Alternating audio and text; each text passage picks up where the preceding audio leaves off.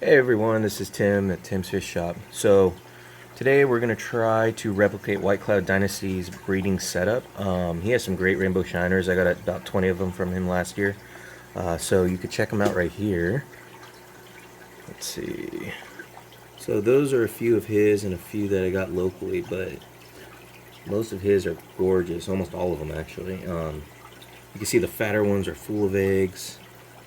I switched it up from a high outflow pump filter to just two sponge filters. One has some extra media in there, and it's cloudy because I've been cleaning up the water, but it'll settle up pretty soon.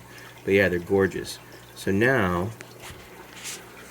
this is the setup that I've seen. So we have to bump the temperature a tiny bit.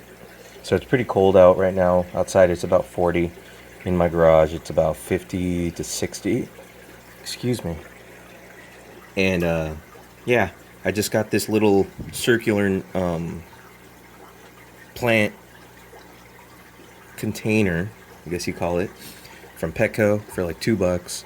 You could get them at Home Depot, and they're meant to put plants in and substrate and, you know, have them sit in the pond. But it's a perfect container. As you can see, the fish in there. I have some rocks. Let's get a topside view. Let me turn off the pump real quick so you can see what it looks like. But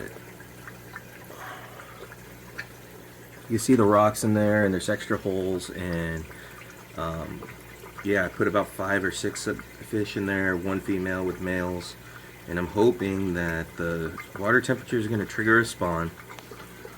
I have a filter in there that I got from another tank, and then I got this large Airstone that I just had laying around. And these guys are jumpers, so what you want to do is make sure the lid is covered completely, right? Because they will find any little space. And I'll show you guys what I mean. If you can see back there, that's a jumper. And I thought I'd just leave it back there as like decoration, even though it's a little dried out and nasty, but that happened last summer. And it doesn't smell, it's not going to get eaten, nothing like that. It's mummified at this point, and it's just a reminder to the other fish to watch where you're going, right? Anyway, so we'll see how this goes. The rocks simulate their habitat. When they're spawning, they go up onto the riverbank, and they kind of do it like that. And then this, for some reason, they like swimming in the bubbles. And so I'll just put that on very slightly. And the theory behind this entire setup that I've heard, as you can see the bubbles going up, is that this contains them, and they're egg scatterers. And when you have a pump, a power head going, circulator, it'll toss eggs up into the substrate, and then it'll just toss them all over the tank, right? And these guys eat them like crazy. They eat anything that falls in there. So hopefully what happens here is the eggs will fall down through these little holes at the bottom, and we'll catch them down there. And when they're done spawning, I could just move them back into the other tank, and boom.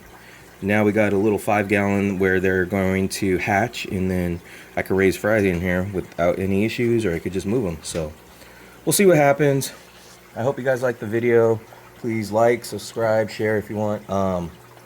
Yeah, and I did get some extra magnets and stickers in the shop, so you guys can check those out. Here's a couple of them. I have magnets for each of these, but these are stickers. You got some redheads, you got some blue miyuki, and gold Medaka, rice fish, whatever you want to call them.